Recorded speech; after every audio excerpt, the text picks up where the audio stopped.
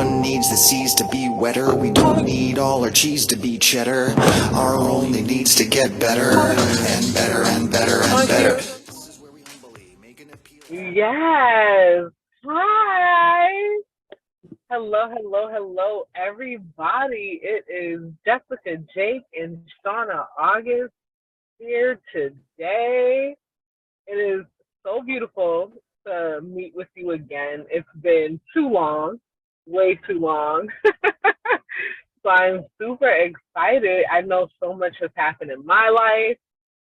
I can only imagine how many things have been moving in your life.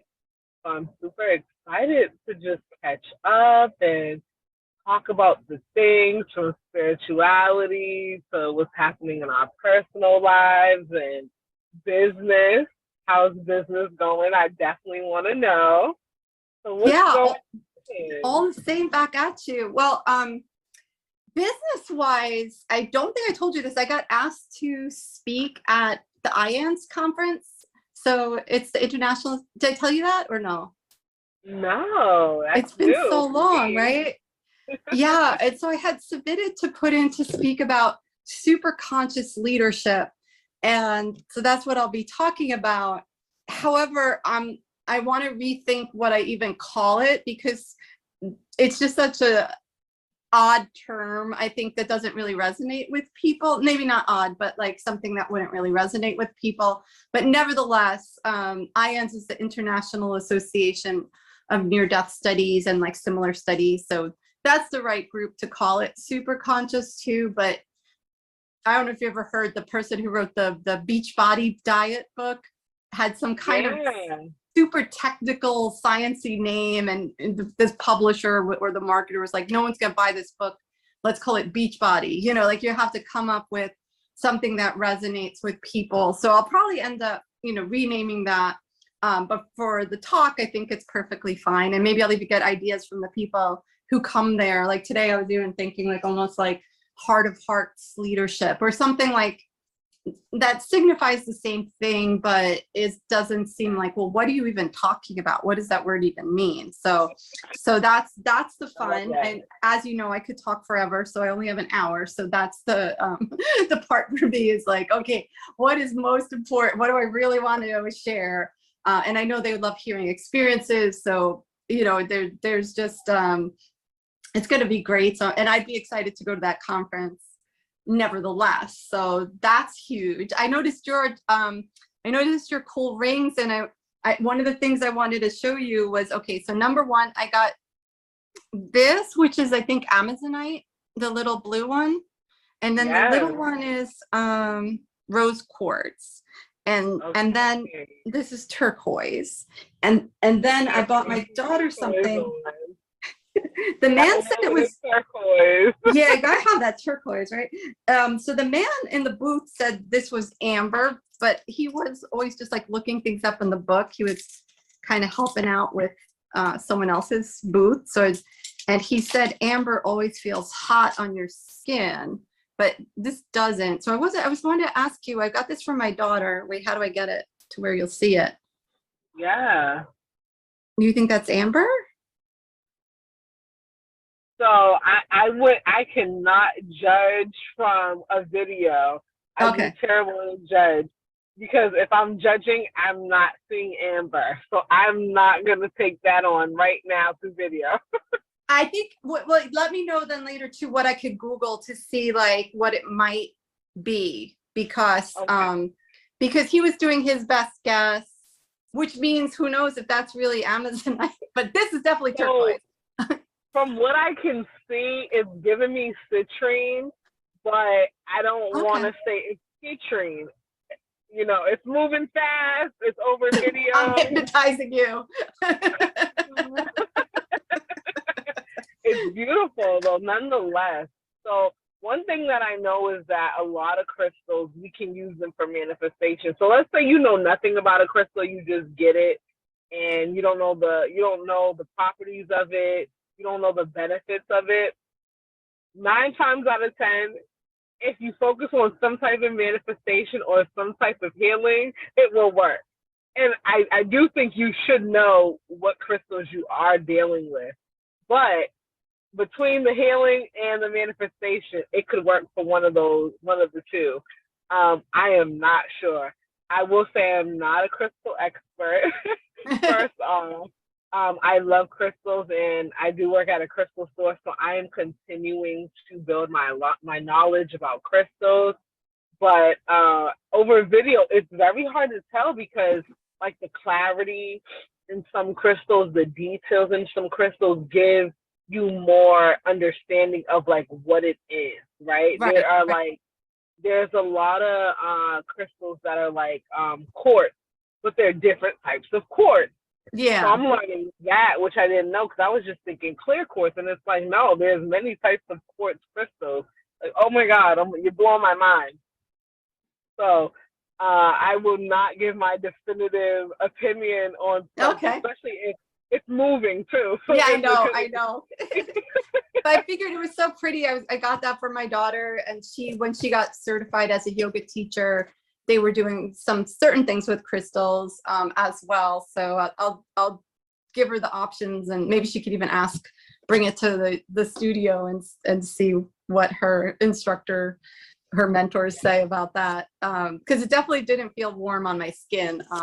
We were all baking, and it was outside where I bought it. So we're like, of course it felt warm on your skin.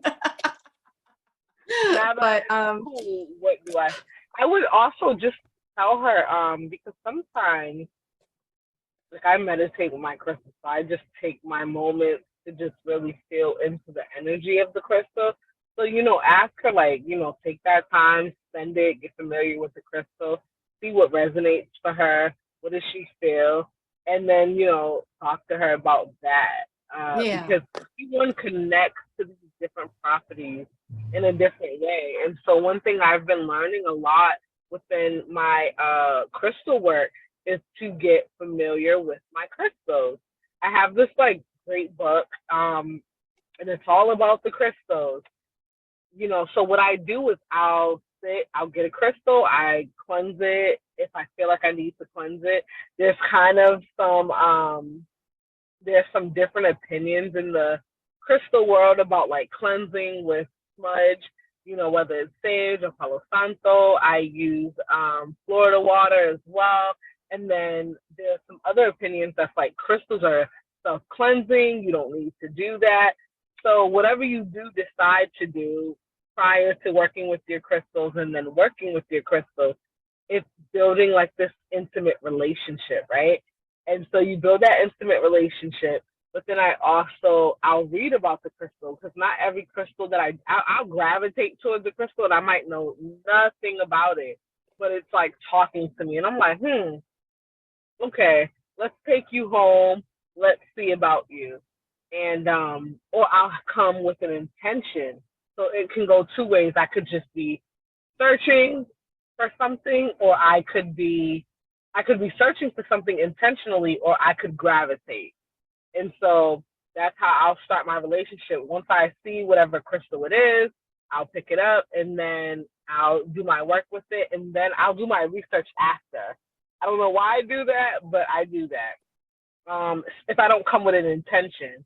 And then it would be so funny because the crystal that called to me, that was like speaking its own little energy language to me, be like, okay, this is something that I'm actually dealing with, and you serve the purpose for that particular concern or issue. And so I would say, like, to anyone that is gifted a crystal, because not everyone knows what you're going through, right? You're her mom, but it could be a friend, it could be a stranger that gifts her right. with something. And maybe right now she's not dealing with that particular concern, right? But it's in her catalog of crystals, and then she can go back to it if that concern comes up ever in her life. But I usually build my knowledge about crystals based on like what my need is at the current moment. And Neat. that's how I'm learning to have a relationship and an understanding and build my knowledge about crystals. I'm not like, I love crystals. I'm like full fledged in. I'm really like, it's like liking people. I like this person. I want to learn more about this person. Right, right. I treat my crystals in the same way. yeah, this was just like, oh, that one's for me. We're like, that's cute. I need that one for me. And then I got one for my daughter, Jade. I got her an evil eye. The house that we lived in, there was I wasn't into any of this, the energy stuff, or even anything that would be regarded as like, well, all right, I didn't have the vocabulary around the paranormal and the mystical, and so you just knew there was bad vibes. And so what I did was I took this blue dog calendar. Did you ever see the art? It's called Blue Dog, and it's this cute, sad looking blue dog. And so it was a calendar, but it was like a weekly planner. So there was these million beautiful full color blue dogs, and I put it all over my wall so that his eyeballs would like scare away like any of the darkness at night. And so we kind of had this thing for like having those eyes. And I'm really not even an expert on like what the evil eye means, other than it seems self-explanatory. And so I was getting her one, and then it turned out to be like a kid's necklace. So when I went back to see if they could give me an extender for the chain, they showed me some other necklaces, and one of them was so cute, like, oh, I don't even know if I could say this right, like mukatite I don't know what it was, but it was a cube crystal, iridescent kind of, and then it had painted on it the evil eye. I never saw anything like that before. And then dangling from it was a heart. I'm like, this is amazing. You have the evil eye, keep away any of that, the bad vibes, and back, this is my radius of love, and then you have the heart. And so I hope she likes it. And I had no idea what it meant, but my friend who was with me took a picture, and then I read it and I'm like, oh no, Jade always thinks I'm doing something with like an ulterior motive. I was just like, I had no idea what it meant when I got that for you, so hopefully she didn't say, of course mom would get me this, but but it just was protection for you. Yeah, I was like, we just all needed to buy one, so I had to pick out my best choice for each of us. Of course I got two, but that's cool. And then the other business news was I did a free havening techniques event at the yoga studio, and that packed out because we were in the small room. I think we had maybe a dozen people, maybe just under, and people loved it. And then we tried to do this series, chakra by chakra, but it's tricky because it's like they have to pay each time they come. And so that didn't work out so well. So now I'm going to do another free event next Saturday, and then the Saturday after that, it'll just be a 2-hour paid workshop. So we thought maybe that would be better than like doing it, having to come each week and pay each week. So we'll see, because I wanted to keep the price as low as possible. And so it's just the way they structure their workshops and stuff. So, but that bodes well, like just saying like, we're going to go chakra by chakra, starting at the root, and show different havening techniques that you could use. And I made this whole workbook that's came out really nice, and I might just put it on Udemy, and maybe even offer it to people who come to the Super Conscious Leadership, or put a link in the podcast notes to like with the free code to try it, and try havening and kind of work through the chakras, if that sounds like a good map for you to follow, because be up some people's alley, and other people maybe wouldn't really speak to. So those are my adventures right now. How about yourself? I'm not super familiar with havening. Oh, besides from your introduction a few talks ago, and so now this is something people can do on themselves. Oh yeah. Tell me about that. So let's go through the exercise if you can. Something small. Yeah. So the interesting thing, so I'll show you the spots in it, and you could try the ones that you'll find the ones you like. You don't have to do them all. But yeah. Dr. Ron Rudin and his brother, Dr. Stephen Rudin, wanted to figure out why things like acupuncture and EFT tapping like, why do those things heal people? And what they found when they were doing their research was it was eliciting delta waves in the brain. And then they said they never set out to make something new, but then they said, well, how do we get the most delta waves? So they were hooking people up to like EEGs, I guess, and figuring out touching the face. So just like, this is no surprise to anyone who's ever taken care of someone or a little child, right? So face gets good delta waves. We do straight down the arms. We do hands, and since everybody's palms really, since everybody's been on Zoom, we do it over here like that. And then we take a cue from the EMDR, which if you ever seen was the eye movements, where you hold your head still and then without strain or overdoing it, looking left to right a few times. And so that gets delta waves going. And what's so fascinating to me is we have all these different protocols to use with people. So you could use it if you're stressed out on the spot. You could start to do havening, and then we do these simple distractions to keep your working memory busy so that you're not, your brain isn't trying to think of all the other stressful things and all the other bad things. So we just give your working memory something to do while the waves are just sweeping through. And one of the protocols though uses imagination. So now that I'm going to like do this talk, I was like, wow, I bet there's something to the brainwaves and imagination, because I keep hearing it in shamanism and even shamanic journeying, you're starting with your imagination. For the out-of-body experience stuff, one of the guest speakers came in and he says, well, you start with your imagination. At some point, the larger consciousness system joins. And this is Tom Campbell, the ex-NASA expert and Monroe Institute director. He said that at some point, the larger consciousness system joins in with your imagination. And from there, and then you can't tell the difference between the two. And then from there, you launch into your OBE, your out-of-body experience. Now, I haven't tried that because, as you know, I'm still frightened by that stuff. But it's like there's something to this, right? Because when I was getting my case studies done with havening, 2 people had visits from deceased loved ones. And one was havening on changing her eating habits, and the other one was havening on chronic pain in her neck. And the mom came through for the one woman, and the other woman's friend, who was actually a shaman, had come through and was talking to her.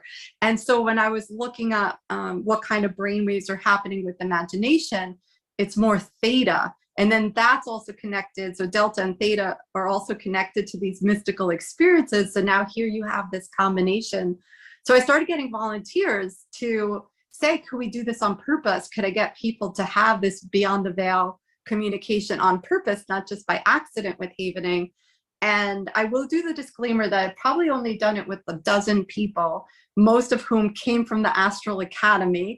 But it's 87.5% success of some kind of beyond the veil connection when I've been playing around with this. So I figure like this is a cool thing to bring up at this talk, right? And then I'm also there and I have a room, and if someone wants to come and try it, like, and join the experiment, someone who did it as a volunteer, she had done like the gateway experience from the Monroe Institute that I'm not super familiar with it, but I guess it means you go out of body to talk with people who are beyond the veil.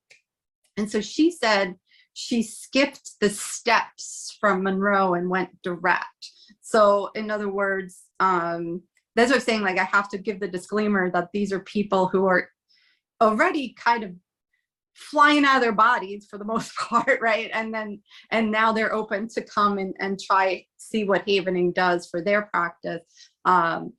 And then I had, other people who weren't from there, because I kind of blasted, who wants to be who wants to volunteer, help me. I just called it like an experiment, not really a study, but because I'm not really following research protocols, but it was like for my own, like, is there something here? So that's fascinating. And then the other thing that is really good to know about havening too is the way that trauma gets encoded in our brain. Is there are these really fast brain waves, gamma waves sweeping through. And when our brain is under conditions that are like kind of these big moments, whether it's threat-based or novelty-based, it's going to like pay attention and code encode things really fast.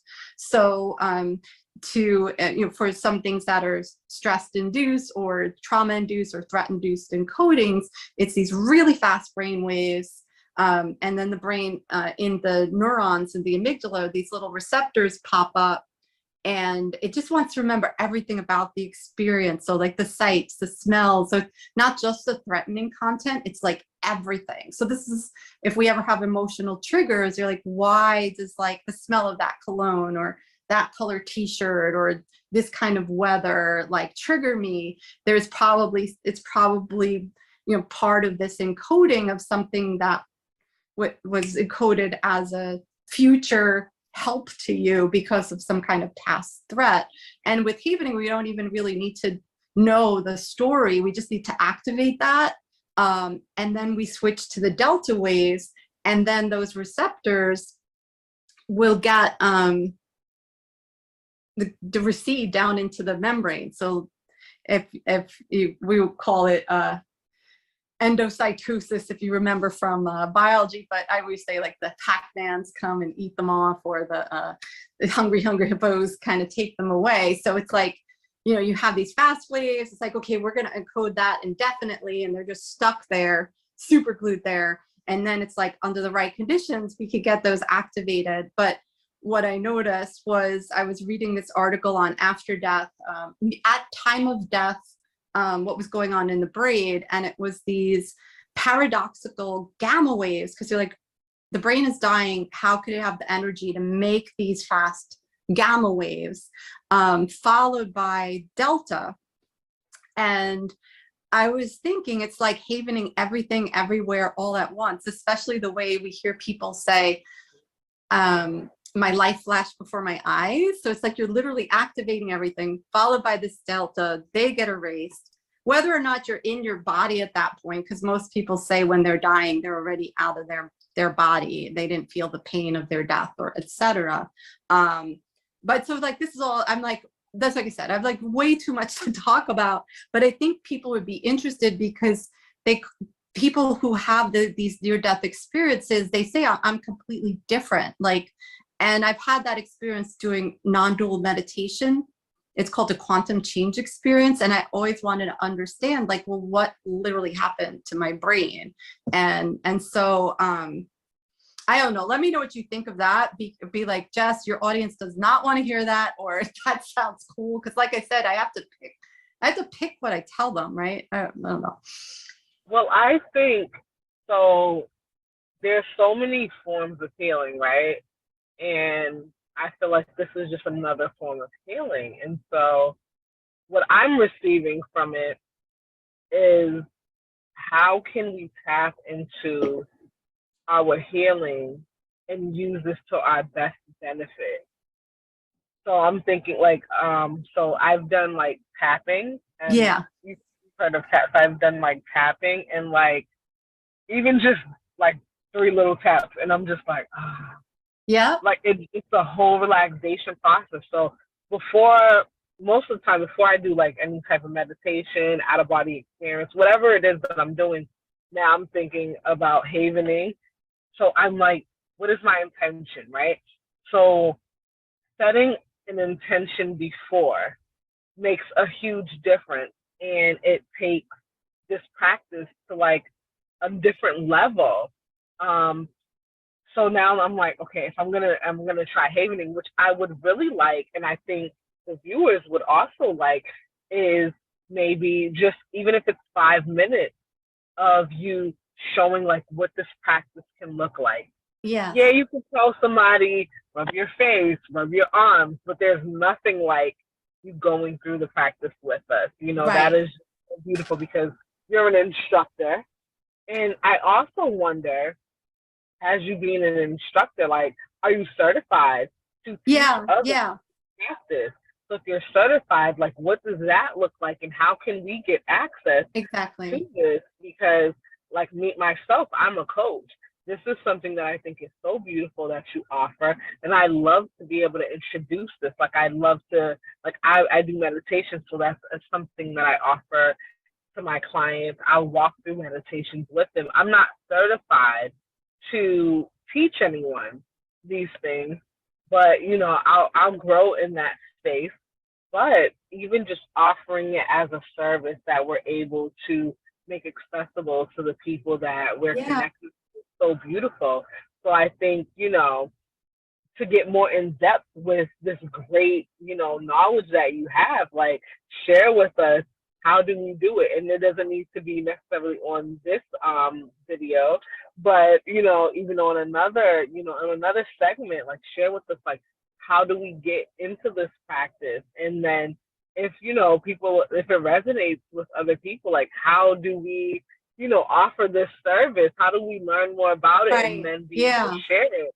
Because anything great, I am in full agreement that anything that I feel that is amazing, I cannot keep it to myself. And havening has been something that you've shared with me from the very beginning, and I think it's so powerful. So we Yeah. need to hear about it. So let's push you to share It's more.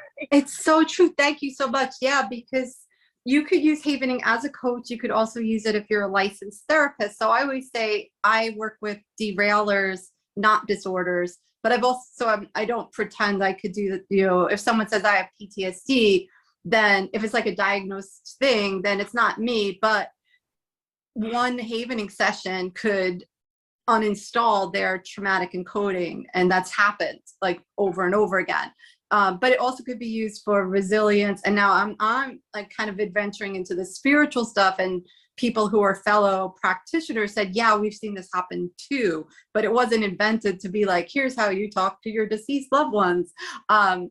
And then for the coaching aspect, have you ever heard how Thomas Edison would fall asleep with ball bearings in his hands? And he would doze off, like sitting in his chair with these ball bearings.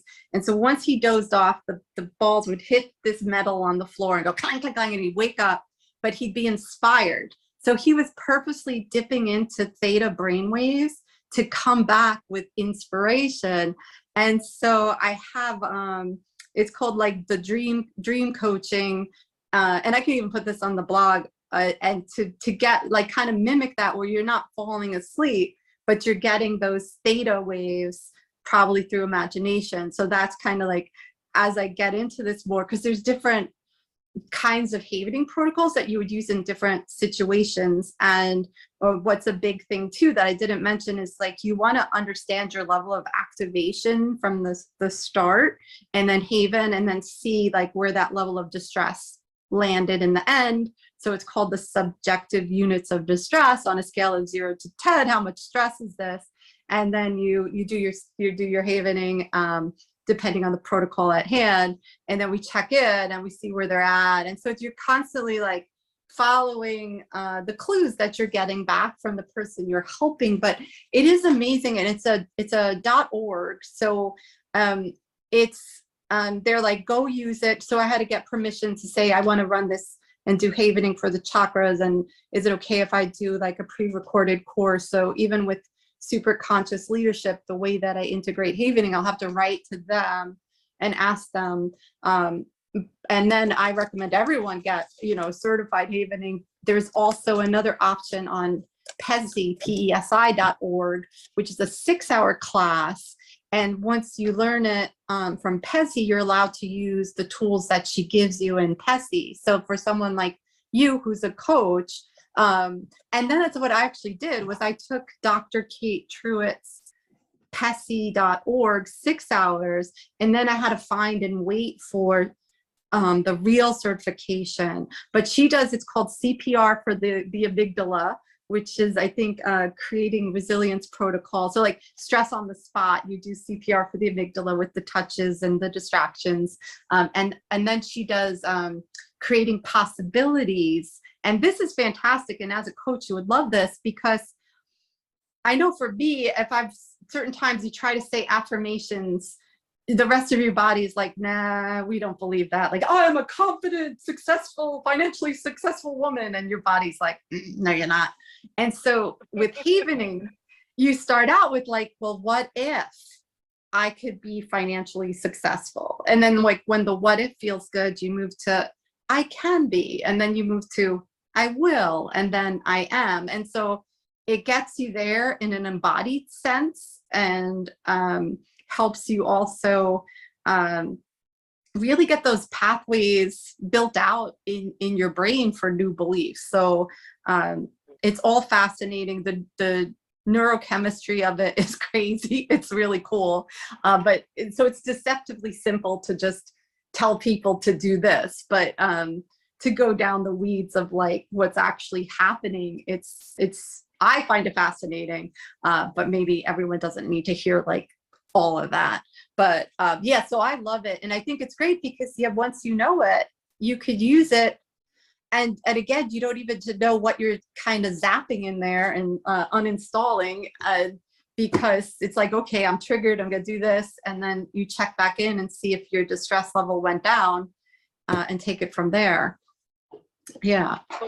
So for me, like what I'm hearing when I think about havening and the benefit to like my clients is like havening to build your self-confidence, havening to build your self-esteem. Yeah.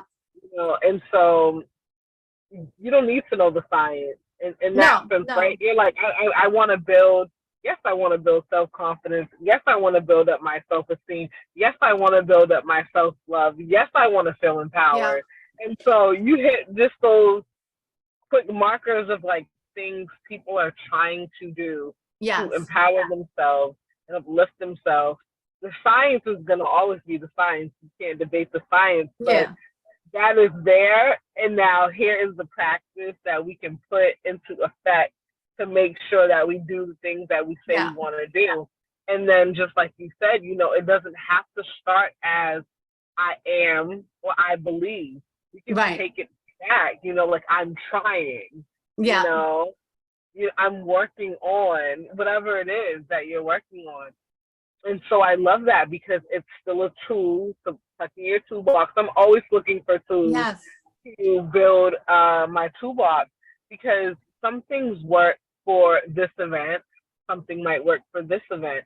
Or maybe you're exhausting this one and you're like, I'm tired of using that. Like, I need something else. Like me, I'm the type of person, like, I like options. I love a buffet.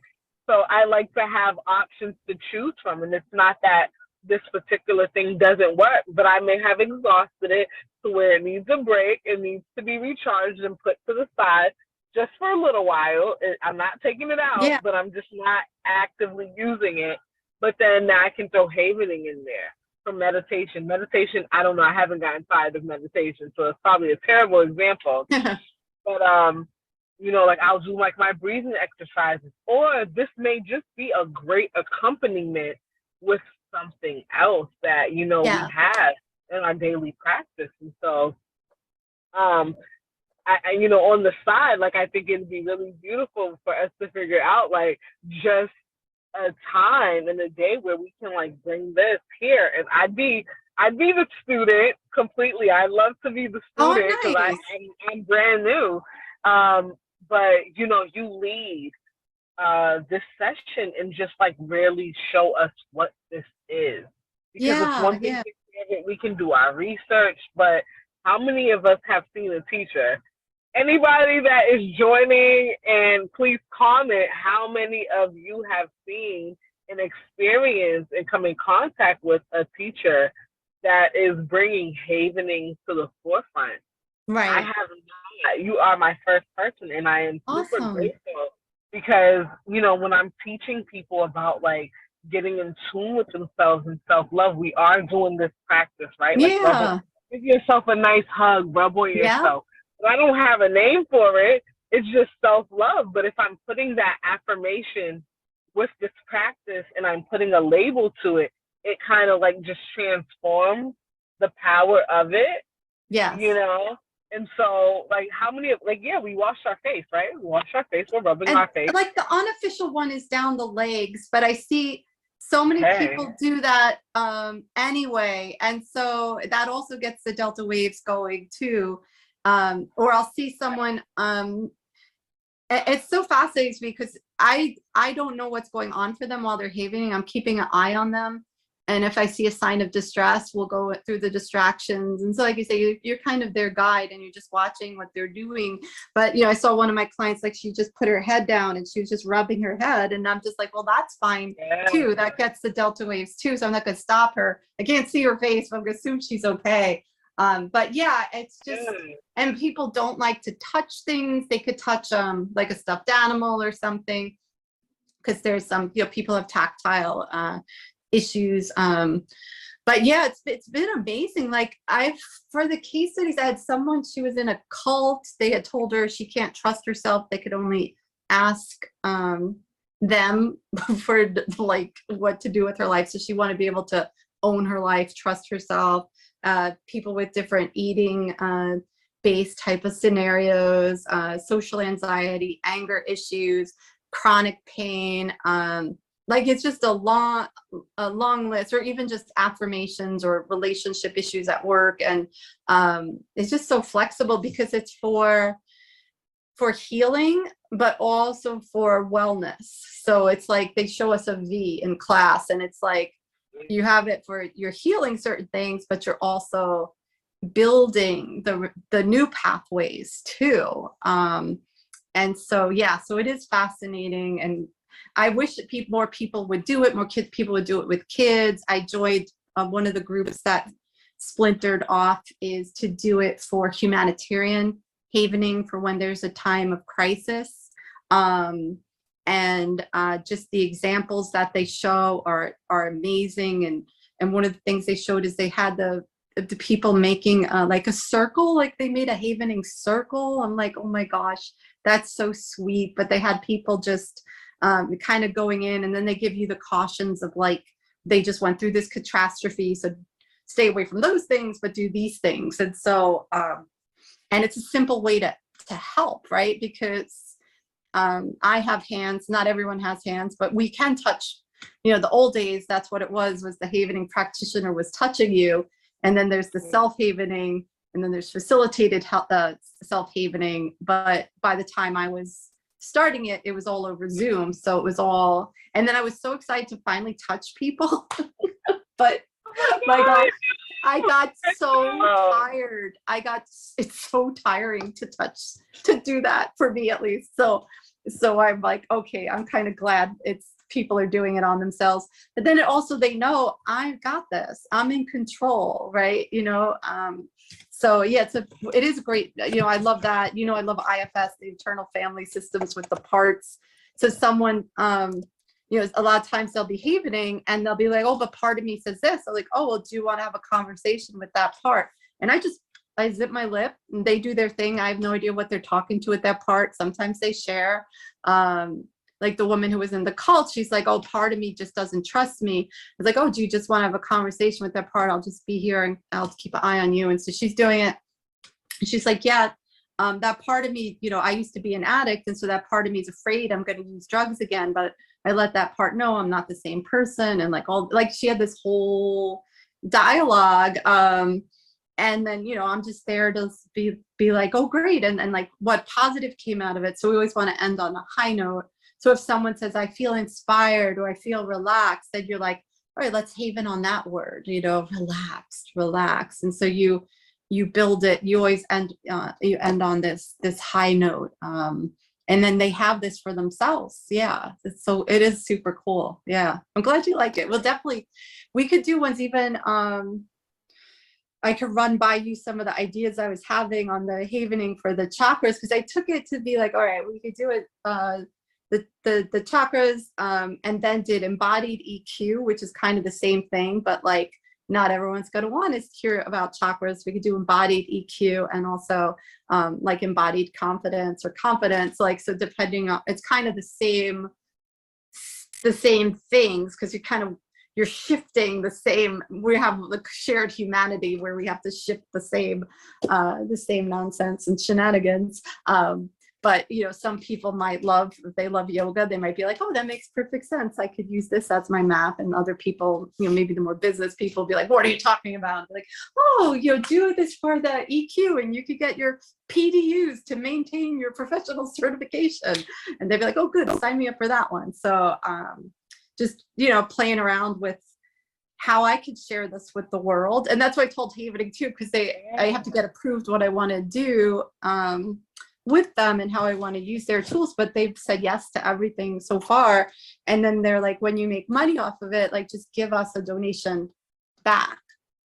So that's the expectation. So it's not like this, it's very fair, right? It's like, well, just think of how much money, how much of Havening contributed to that earnings, and then make a donation. So like honor system. Yeah.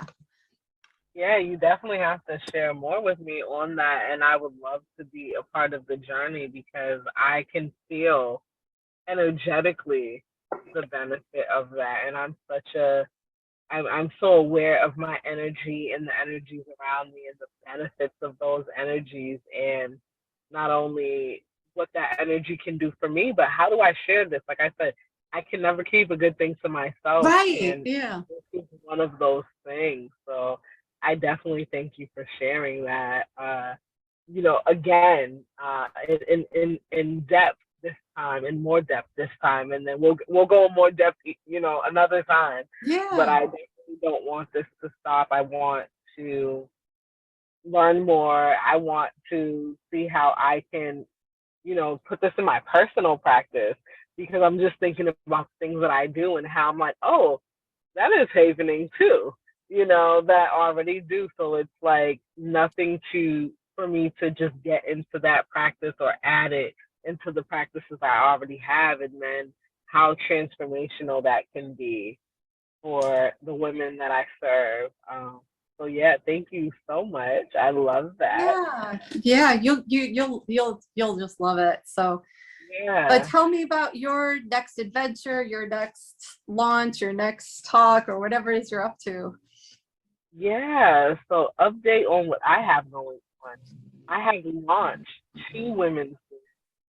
I have my first in my heart. They're both at my heart, but my baby is my Midnight Mommies group, which is a mother's group, a mother's empowerment group for women that we're dealing with different challenges being a mom. I am a mother of twin girls with different abilities. My babies have autism, and it's been a journey. And what I realized was the space that I have created for women, I did not have for myself. And I wanted it to be very specific. So this is not just a mother's group for women with children with different abilities, but I have to have a segment of this group that is part of my personal journey, very, very personal. I'm still a woman, I'm still a mother, but I'm also a mother with children with different abilities. And so I wanted to make a space specific for women that are, dealing with that beautiful blessing. Because I will say, through all the challenges, I have come to realize how much of a blessing it has been to given this responsibility to care for these amazing children. They've slowed me down in so many ways. They've taught me so many things about myself. They've taught me so many things about them, and just the world around me, which has been so beautiful. I remember a time, like my oldest daughter, I say oldest and youngest, because they're 20 minutes apart. So I'm always like, there is a younger one and there's an older one. They're not like 2 or 3 minutes apart. 20 minutes apart in the birthing process to me is a lot. So I have an older daughter and I have a younger daughter that are twins. But I remember before having children, I would see like parents and their kids would have like these tantrums outside, and I had this whole judgmental opinion about it. That's what I'll say to summarize it. Wasn't great, not my proudest moment. And now I'm a mother, and I'm like, I really don't know what that mother is dealing with. You really don't know what that mother is dealing with. You don't know what that child is dealing with. Mm-hmm. We all grow up a certain way. And so we're shaped by the things we're taught, we're shaped by our environment. And so in the environment that I was in, You listen to your mother, you listen to your grandmother, you don't back talk, you don't cut your eyes, you don't have an attitude. It was very like strict, and there's a straight line to being a child. And now I'm an adult and I have children. There's no straight line to anything in life. There's no straight path to anything you want to do in life. And I understand that authentically, not just by what I'm being told. And so, I've been one of those kids that it was like, a hard head makes a soft behind. And I learned the hard way a lot of things. I had to, go against what was being told to me and taught to understand. And so God was like, well, we're just gonna give you this gift here, and you're gonna learn that way. And it's been a challenge. I was stressed, I was tired, I was overwhelmed, and then I began to find the gratitude in what I was learning, and I began to find the connection from my past and to the current, and then just to look forward into the future and how this could be a benefit for my children and for me and for the people that I impact around me. And so, I was like, yeah, I need to do a women's group that is in support of women with this challenge, because sometimes you get told something about your situation and it feels like a sentence. And no matter what it is, this is very broad, it can feel like a sentence because you haven't found the gratitude in the situation. You haven't found the benefit. You haven't found the lesson in the situation. And so it took a lot to get there. That didn't happen overnight, but once I was able to get there, I'm like, ooh, I need to, create a space for women dealing with this similar feeling, this similar challenge, and how we're turning this challenge into a blessing, into a benefit, not just to us, but for our children, not just to our children, but for the world. And so, because I did not have that gift of other women, other mothers, that we had this separate space. Now, I've been in a parent group, a parent support group for children with special needs, all different types. I love that. It was beautiful. It was from more so of a medical perspective. And so we could bring our feelings there, but we couldn't, it wasn't really about our feelings. It was about like the science. It was about like a lot of the technical things you should do, the applications. It was about, it was about the resources, which I loved. And so the difference for me in the group that I have been a part of, in the group that I have created, is that it's about your experience as a parent. It's especially about the resources, because we are sharing all the resources that are in our cities, across the country, and just things that you can find anywhere from YouTube, everyday things. But also, it's about, because it's tailored to women, it's about tapping back into us. And so this particular group that I was a part of, it was just about being a parent with children with different abilities and how to serve the children. The group that I have created, it's about that. Yes, it is. And it's also about tapping back into yourself, because I feel, throughout my journey and a lot of what I have heard from mothers and parents with children with different abilities, that, the journey became solely about their children. And yes, your children are super important, and we want to focus on how do we, give our children the right love, the right resources, the right tools to be the best that they can be on the journey. But I feel like there needs to also be an emphasis on what do we do to take care of ourselves while we're doing that. And I didn't hear that. And coming from a space where, depression, low self-esteem, low self-confidence, borderline suicidal, like a lot of different challenges that I faced individually, I was working on how do I better myself, how do I empower myself, and how do I care for myself. And so I can never exclude that piece in anything that I do when I'm working with others, because it's a balance. It's a fine balance between being in service of people and also balancing my self-care and my wellness. And so I don't want to just focus on a group that's like tailored to just one thing. The mother's group, this is about your children. I love that. We're going to do that. That's very important. We also going to balance, how do we care for ourselves? How do we love on ourselves?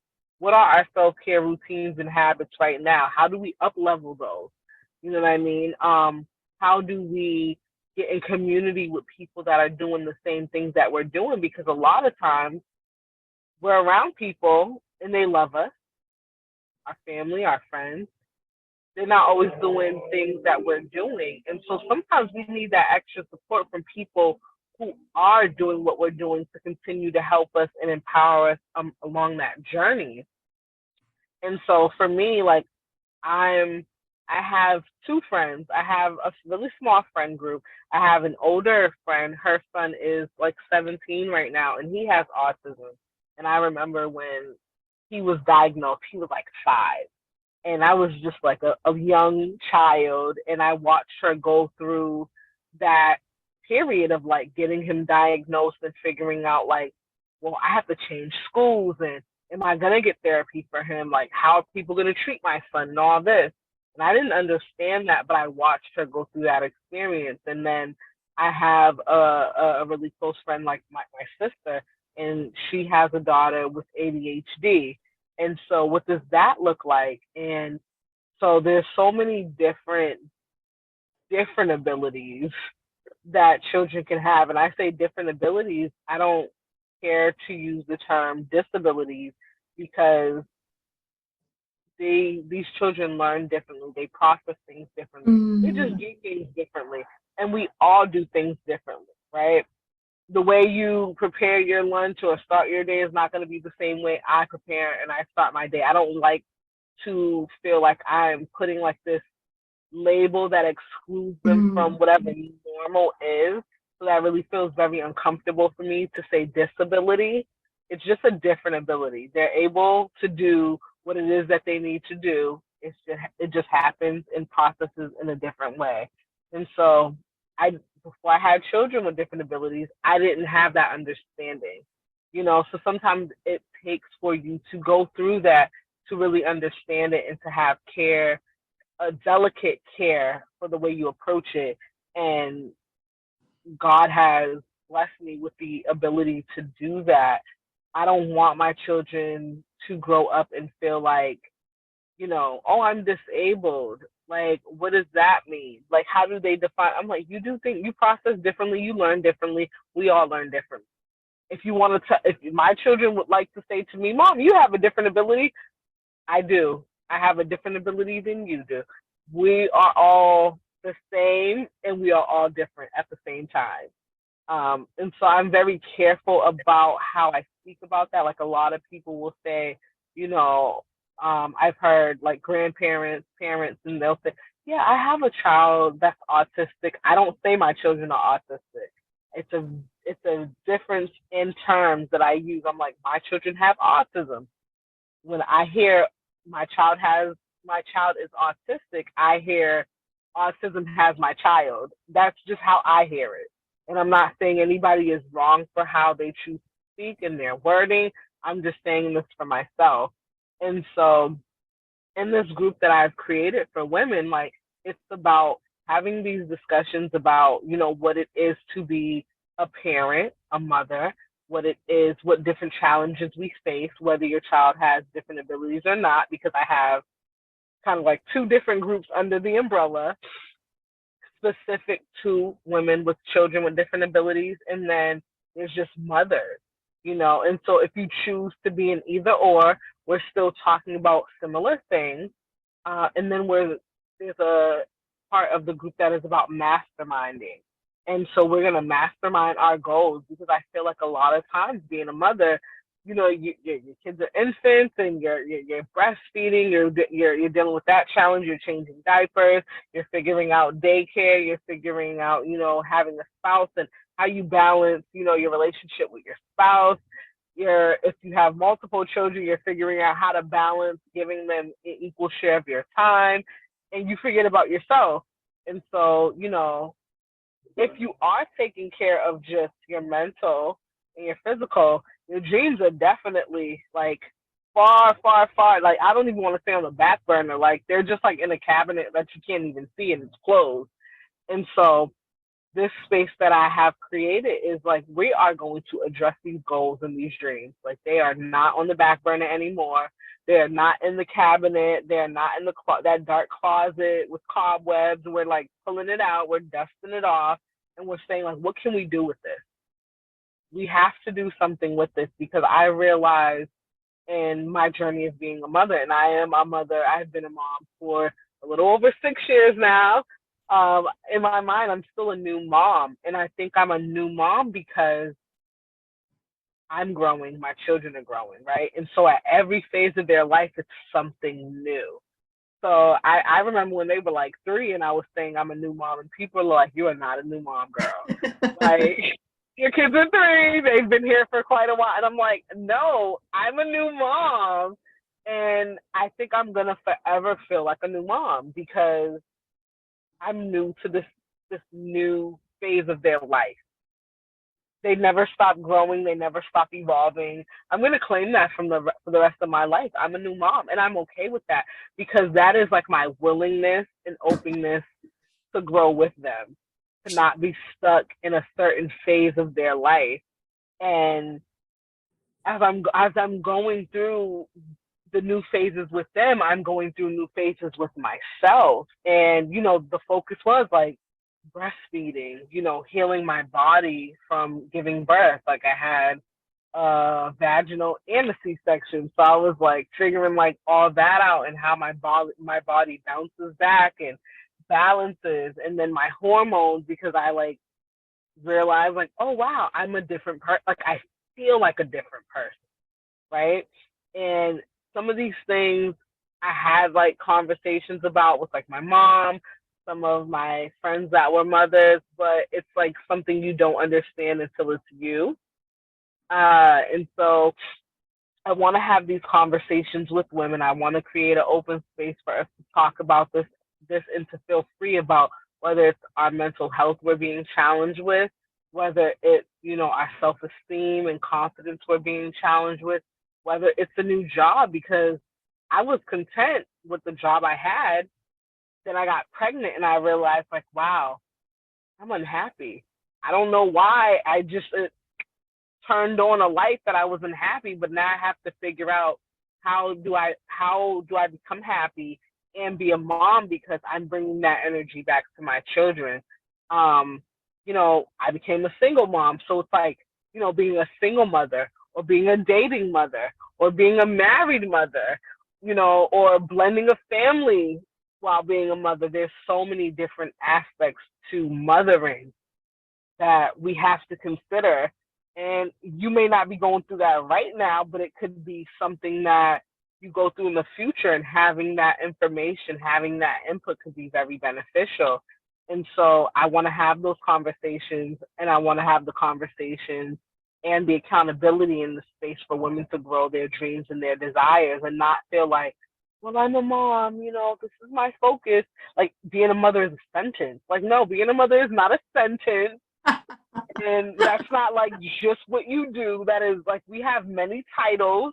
Before you were a mother, you were somebody's child, you were somebody's sibling, you were somebody's niece, you were somebody's godchild, and now you just added a title.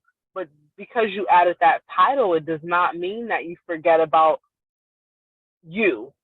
So a space where we can drop those titles, like we talk about them, but then another space. So like it's 2 meetings a week, so, or not a week. It's 2 meetings a month. So the first month will be all the conversation, all the resources about, being a mother. What can we share to improve, our motherhood and to help our children, and whatever the experiences we go through. And then the second meeting is like focused on just masterminding. So mothers get together, we're like coming together. This is the issue I'm dealing with. This is the dream I'm dealing with. How do I solve it? And we work through these challenges together. And having different opinions and different perspectives is so beneficial because, we're like one track minded, right? We've learned a certain way. We're accustomed to things a certain way, but we're in a space where we decided that we are going to be loving, We're going to be open. We're going to be giving an unbiased opinion, and we're willing to receive this unbiased opinion. So it's going to be different than what we're used to. And being in that space, you get a different perspective that can help you on your journey. No, it doesn't mean you need to take everything, but it's really like a space where here's all that's offered. Like it's a buffet again, going back to that analogy. Here's the buffet. When you pick out, you get everything presented to you and you pick out what is for you and leave the rest.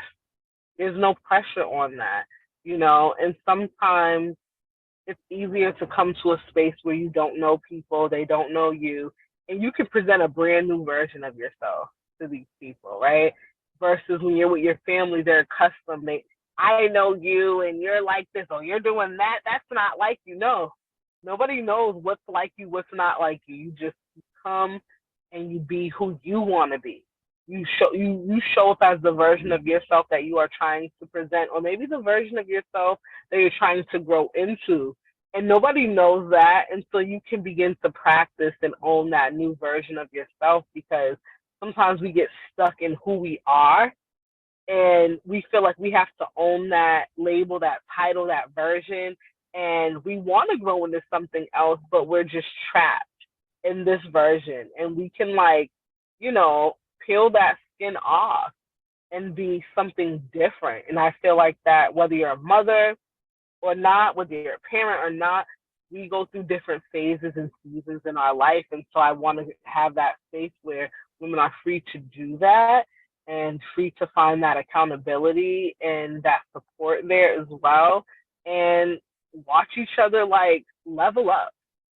We're in this space, the big part is yes, we're expressing our truths, our concerns, our challenges, but you cannot come to this group and not have a goal and not level up. That is the bare minimum. You have to come with a goal, a dream, a desire, and you have to level up on that dream for yourself. And we are going to see you through that for however long it takes.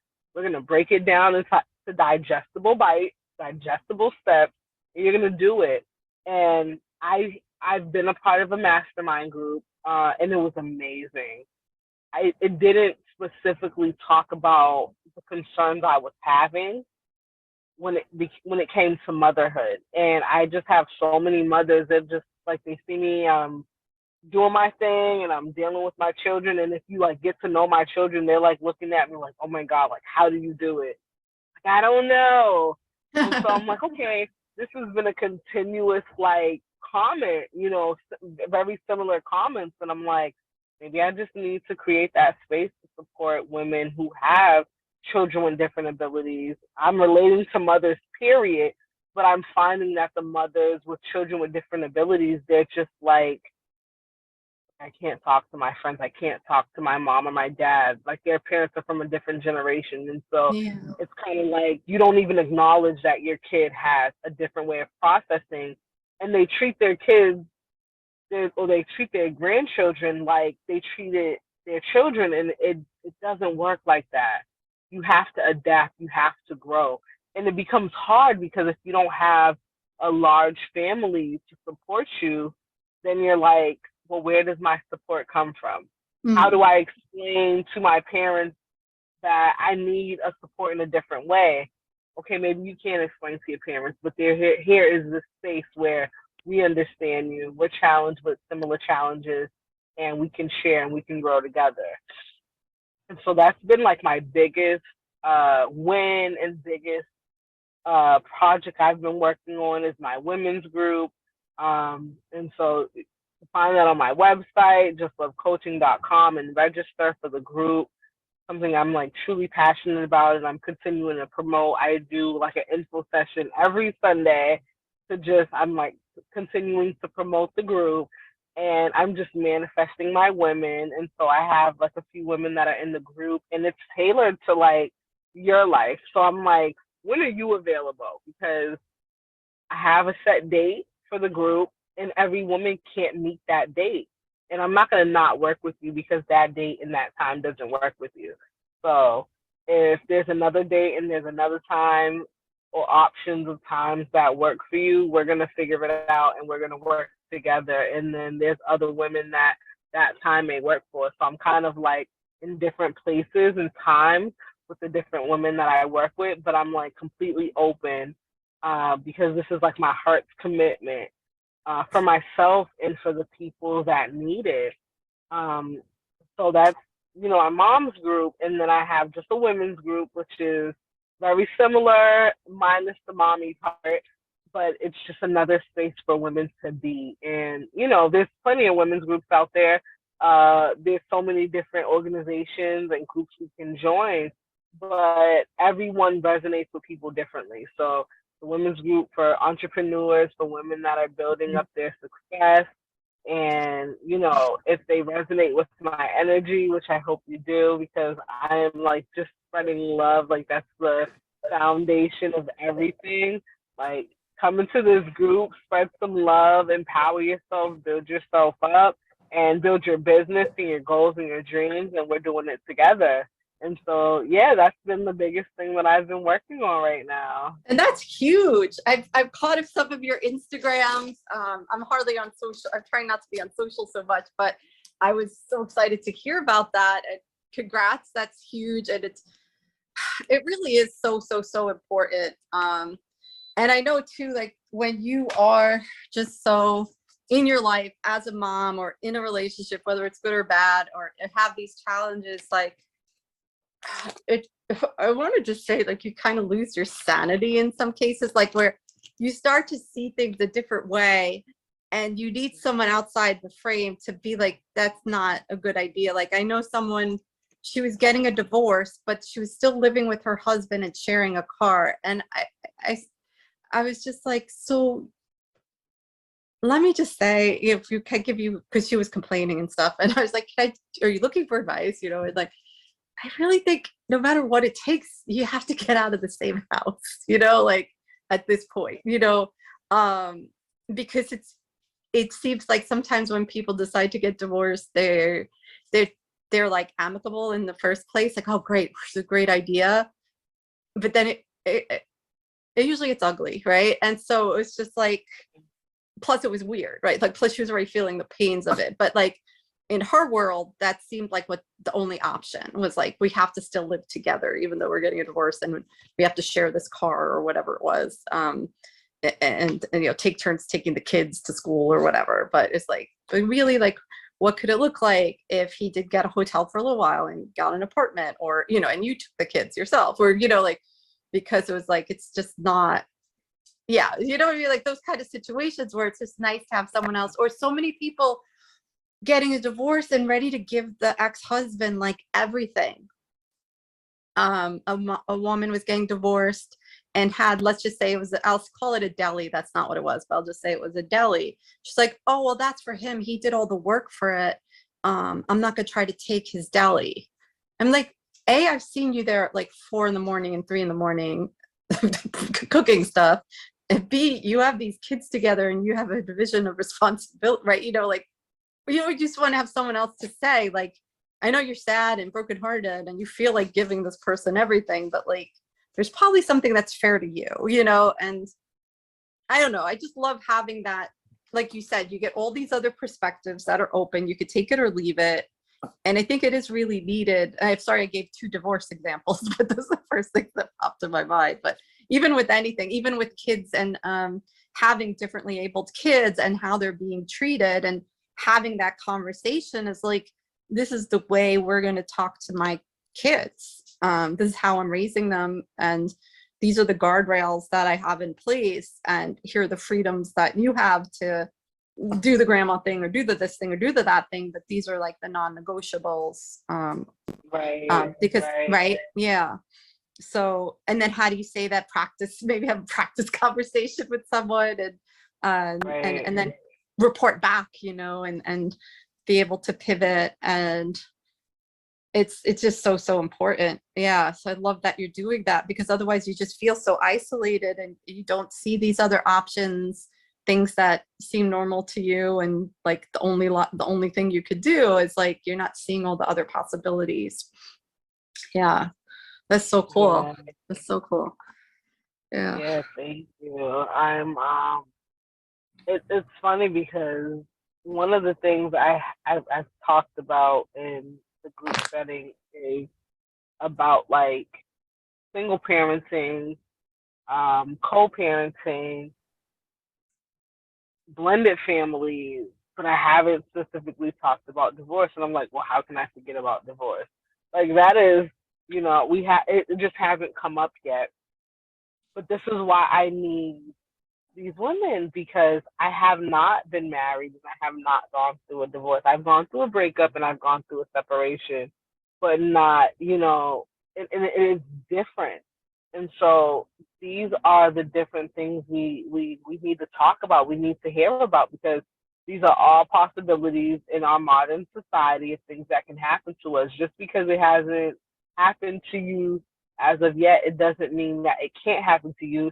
I do not wish it on you, but just having some type of knowledge and awareness that this is a possibility, you know what I mean, to just spark your mind, not in a negative way to like expect that to happen, but to have some type of framework to move from, some type of awareness if it does come into your space. And, I've met like a lot of women that, I hate to say this, but they like sit on this high horse of like, this will never be me, and I hope it is never you. Do not wish that for you, but there's nothing like being prepared. It's just like, there's always these different like conversations or things that come up every so many years, and it's like doomsday and Y2K and end of the world and the end of times, and then you have people that are like making like preparation kit for when this happens. No, it's not the best conversation to have. Nobody wants to like actively think about like when that time comes, when the food shortage happens, when like violence and looting is like on the rise because people are without. But the fact of the matter is that that is a possibility. We don't have to live there, but to acknowledge it and to have some awareness and to have some type of preparedness and information and awareness is very important. And it's the same thing with like every type of situation. Like here is the beauty of it, and let's talk about the beauty. And here is the other side of it. Let's have that conversation too, because there is nothing in this world that is one sided. There's a yin and the yang, there's the light and the dark. And I guess like regardless of where you come from, what your socioeconomic status is in life, it's like if you have the openness to see different perspectives, see the other side, the Mm, opposing side of wherever you're at. Like those are the conversations I want to have and I want to share with other people because that is just the reality. Just as great as you can be in the best position, you're at the highest of high, is, as easily you can be in the lowest of low, whatever that situation is, from marriage to business to relationships, and all the other things like that are in between that. And I want to have these conversations. I'm an entrepreneur. I don't know what the highest of high is, and I don't know what the lowest of low is. I haven't hit either. I'm just like I'm building, right? But either one can happen to me. I can like be super successful and be a billionaire tomorrow, or I could like crash and burn as well tomorrow. And so having that information, it's like a cushion. You know what I mean? That knowledge is a cushion because you have something to go off of. It doesn't mean you're going to be high all the time. It doesn't mean you're going to be low all the time, but you have something to use as a guide. And so I find a lot of times, like, particularly me, like when I was going through the phase of like, lack of self confidence and depression just from, having children and being in the relationship that I was in, I didn't have a frame of reference for like this could happen and what to do. So I had to just like hit rock bottom. And it's fine. Like rock bottom is rock bottom. Like yes, it's the worst place, but it's really not like the worst thing that can happen to you. Sometimes like rock bottom is almost like the best thing that can happen to you. all about perspective though, right? All about your mindset. And so you can learn so much from that rock bottom place if you shift your perspective and you're looking to gain the most out of that. And I'm always looking, I'm like, there's no way you're going to put me through something and there's not something amazing from this. There's no way. I don't operate like that. And so I want to like teach that. I want to share that. Like, you don't have to just be like wallowing in your sorrows and feel like, this self pity, or be around other people that, like, it's all this like talk of like feeling bad about yourself and how bad that, like, what is the good in it? There is light in every situation. And so any space that I'm in, any group that I'm creating, spaces, safe spaces, spaces that are like loving, and where you're able to be heard and you're able to be supported, it is always going to have like that light. I can't personally do it without that light. And so, just to acknowledge the fact that your worst of the worst is something amazing and beautiful from that. And we're going to get there. We might not see it right now. That is okay. You don't need to see it right now. But as you continue to talk through that stuff, as you continue to go through your journey and experience your day-to-day life, like, sometimes ending like the relationship, like, okay, in my case, I don't want to use anyone as an example but myself, but having children with someone and thinking like, I wouldn't have had children if I thought the relationship wasn't going to work. But throughout all of the different things that had happened in the relationship, and then the ending of the relationship, I'm like, wow, that was like the best gift. I even, funny enough, like probably within the last year, I even like text my children's father, and I was like, thank you for releasing me. And he was just like, what are you talking about? And I didn't say anything. I had to say thank you. Like, I needed to get that off of my chest, because I had come to such a place in my life where I was so grateful for the end of the relationship and how much I learned about myself, how much happiness I had gained once I got through the hurt, right? It's not like an overnight thing. How better of a mother I was transforming into. I had to give my gratitude. I couldn't keep that to myself in secret. He doesn't I'm sure he still to this day still doesn't even understand what that meant, nor does he really even care, right? Yeah, He yeah. doesn't even have awareness. But it was like a thank you to the creator and to source, and a thank you also to him, because I was left. I didn't leave the situation, but I was like, wow, when I seen how my life, transformed over a certain period of time, I was like, wow, this has been so beautiful. And I didn't know that I needed this change for myself. And so I said, thank you for releasing me. Because at that time, to, I didn't have power within myself to let go. And so, there's certain situations that we go through and our power is taken away from us.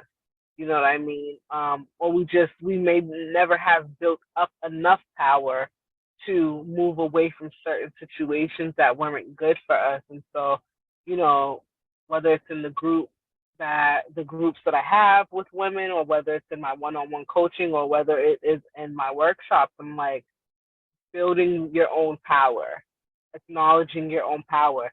And yes, your power may seem like, it's like this big, it's at a minimum, but as we continue to work through these things and acknowledge where we are, we continue to give life and give love to our power, to our self confidence, to build where we want to be. Like, if you have a vision of where you want to be, you can get there. All you need is to start with is a vision. And, that's what I'm doing with the women that I'm working with. That's what I'm continuing to do with myself. I'm going to continue to coach through that, to empower and to, I hate hate speech. I'm always like, if I'm going to spew anything, it's going to be nothing but love and empowerment and upliftment. And so if I'm saying anything, it's going to be in that energy, to uplift people, to empower yourself, and just be better, like level up on ourselves, you know what I mean? And see ourselves from a different perspective, shift our mindset, and spread love ultimately. Like you always say, like love is the answer. You know, it's always the answer. Yeah, yeah, right. I had to hone this down, like as I'm doing this super conscious leadership, to say, love is the one truth, which I've always said. You've heard me say that, or call it back to love. Um, but to say we're here to amplify love, we're here to call back to love that which has been imprinted with something other than love, and we're here to be the guardian for love, like that, you know, steward, to be, you know, to be that protector.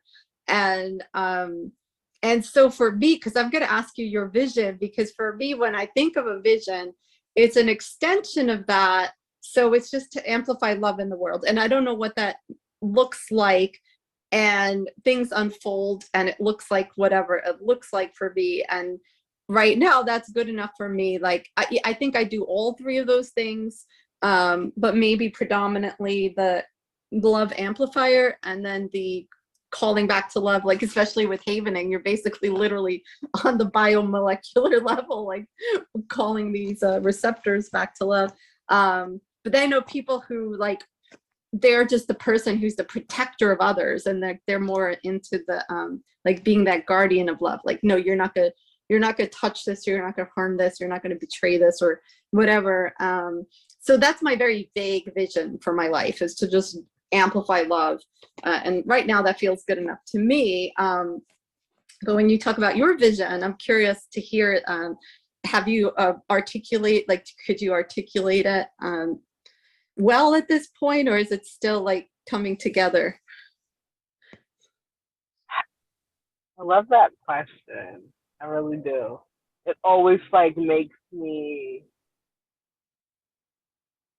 just go back and tighten it up, I guess, if anything. So right now, what I can say for my vision, as clear as I can see it, is to spread love, and that's by any means. Like I'm doing it by way of my business now, but before it was just to just talk to people, just be a beacon of light. And when I think of a beacon of light, I just think of like this beautiful lighthouse, you know, and I'm like, you know, I'm spinning this light all around, right? I'm hitting like this 360, and everyone's being covered with this love. And like when I do my meditations, because I astral project, as we talked about previously, like I'll astral project and I'll do like a astral meditation, and I'm like this orb, like literally, I'm not even a person. I'm literally like this light orb, and then it's just like spinning, and it keeps spinning out and like getting bigger. But I'm also like shooting down like beams of love, like millions and trillions, like an uncountable number of beams of love to the earth, right?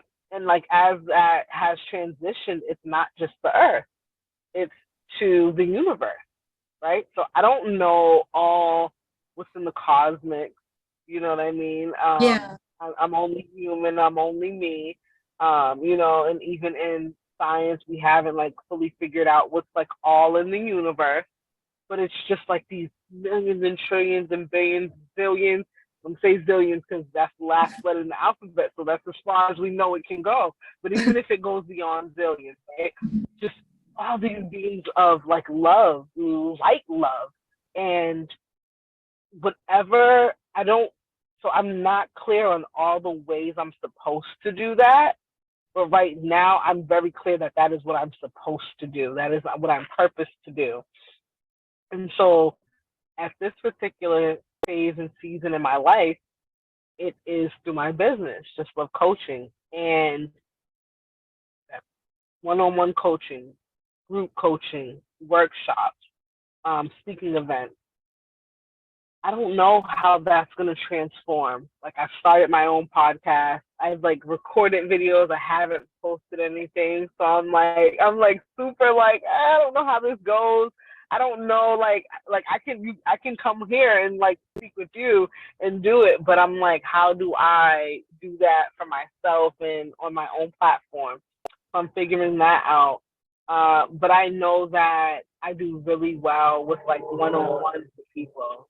It's just everybody has their different abilities. I'm not afraid to talk to people. I'm not afraid to be in a space with people, and so I'm like, just keep meeting people, just keep sharing your love, and just keep sharing your empowerment. It just so happens it works really well with strangers. People that know me, they'll call me and they're like, hey, and we're talking, and we're always going to share that connection. But right now, I'm purpose to step outside of my comfort zone and to make that initial interaction, because that's not something everybody's good at, right? They have the Yeah. information, they have the knowledge, but maybe they're not great about making those initial encounters. I'm so happy because I love to meet new people. I love to hear about their life and different things. So as far as what I can see right now, it is to spread love and to make contact with people. Um, and I know it will continue to build from there.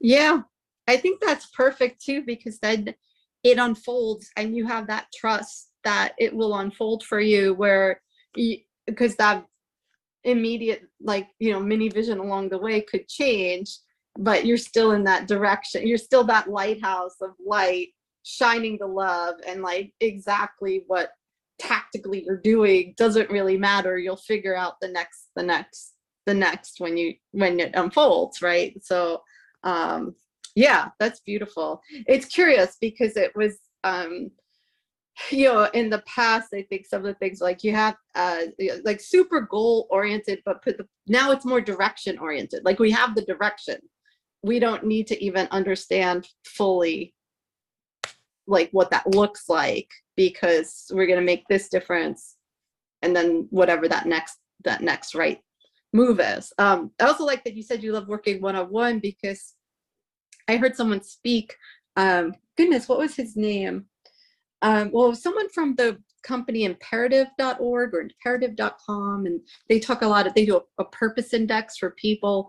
And so they found too that people like to have an impact. Some people more, and you could have a combination, of course, like to make a one-on-one impact, or like to make a small scale, like maybe business-wide impact, or want to make a whole world impact. And so of course you could have this in different ways. And I already see you doing that, because I know you do one-on-one, but then you also went and talked in front of a group of 500 people, or however many, like, we're in that, the suicide prevention conference, right? Like, and then you have this maybe smaller group of the online virtual groups with the women group. But it is interesting to see like what level of impact we're drawn to. I probably, because I'm a product of a math teacher and an English teacher, I love that kind of group, smaller group type of environment, meaning like a couple dozen or so. But now too, I'm put in front of groups on Zoom, and it could be over 100 people, but it's different because, it could have been way less people. I wouldn't have noticed the difference because so many are so shy, especially in these contexts of they're trying to get a certification. So it's not super engaging, though I do add as many fun and games and opportunities to share as possible. I just don't force people, especially if they might be intimidated by such a size. But yeah, I tend to like that, where you're in the group and you get this good rapport going. They have their own group dynamic, and used to do that live, and I really, goodness, I mean, other than going to that havening up at the yoga studio, I mean, that was the first time I was doing something live in quite a while. But yeah, and then you get used to being the work from home. So yeah, but it's all evolving, right? And now I'll fly to DC and go in front of who knows how many. There's over 700 people going to the conference. I'm in one of the breakouts, so I don't even know how many could fit in that room if they wanted to. But yeah, I mean, so it is a nice mix, like you're saying. And even before, when you're saying, oh, I feel like using this now or using that now, and now I want to use my tapping, and oh, now havening seems like the right tool from the buffet. That even as we're helping, it's like, I feel like called to help this one person one-on-one, or feel called to just, once I got picked, it was just like boom, boom, boom. I like just booked everything, didn't care how much, didn't care whatever, just like, all right, I'm going, you just go. There's no deliberation. And you're just like, yeah, this one's supposed to do. So cool. Yeah. Catching up with you. Yes. I know there's so many things that we'll probably be doing for the end of the year. I know that like right now I've decided I've been doing a lot of meditation, a lot of spiritual work, and my message has consistently been to slow down. And so I'm like, I'm like just getting started in my business. Like I'm 3 years into my business. So I'm like, I feel like I'm behind the 8 ball. Like I should be doing more for 3 years. But everybody's process is different. But I've been doing so much, and it's like take out of all the things I've been doing. So I have like this checklist of things that these markers I need to hit, and I'm like check, check, check, check, check, check, check, check, check. But it doesn't mean that everything that is on that list is working for me, even though I have completed them. And so what I've come to realize is that I need to make the space to analyze what's on that checklist and how it went. Is it beneficial to keeping that in my rotation of things I do? Or can I weed that out, shorten the list, or maybe I need to supplement and add something else. We don't know. We're still figuring that out. But whatever does work, whatever hits, go with that and like keep replicating that. Like I don't need to keep going through this like long process, because that long process makes me feel accomplished, right? It makes my ego like, ding, ding, ding, ding, ding. Oh yes, I did it. But as great as my ego can feel from that, how great does my ego feel if all those things haven't hit a success rate? So I'm checking them off and I'm doing them, but what is the result of the action? And so, spirit's like slow down. And like I'm doing my women's group, and so when I'm doing it, like I'm marketing and I want like all these women in, right? Like I have my clients, I have one-on-ones, but I'm marketing for a group, and so I want like all these women at one time, and it's like, it doesn't always work like that. It can, but it might not. And it's okay if it doesn't work like that. Let's try something different. And so like part of like me slowing down is like working more on my manifestation and just pulling one person in at a time. Maybe we're just starting with one. We don't need to have like 20 women in this one group. We can, we get one, we work, bring another, bring another, bring another. And so, and that's just in business right now. But, even within like my own spiritual practices and, my own daily routines, like slow down. Because sometimes like, you're a mom, you're an individual, you're a worker, or, you're responsible for all these things, and it's like you do have to remember to slow down. Sometimes, we're breathing, right? We're breathing all the time. We never stop breathing. But do you take the time to stop and take deep breaths? Do your breath work? And we forget about that a lot of times, if we're not conscious, because, we have these things on the list and we're just going. And so my personal messages from my guides and, what I've been like feeling into intuitively has been to slow down, and that is okay. And I don't have to feel bad about slowing down. Like this is a marathon, it's not a race, and it's okay to space to slow down and analyze what is happening in my life, and is it on the trajectory that I need it to be.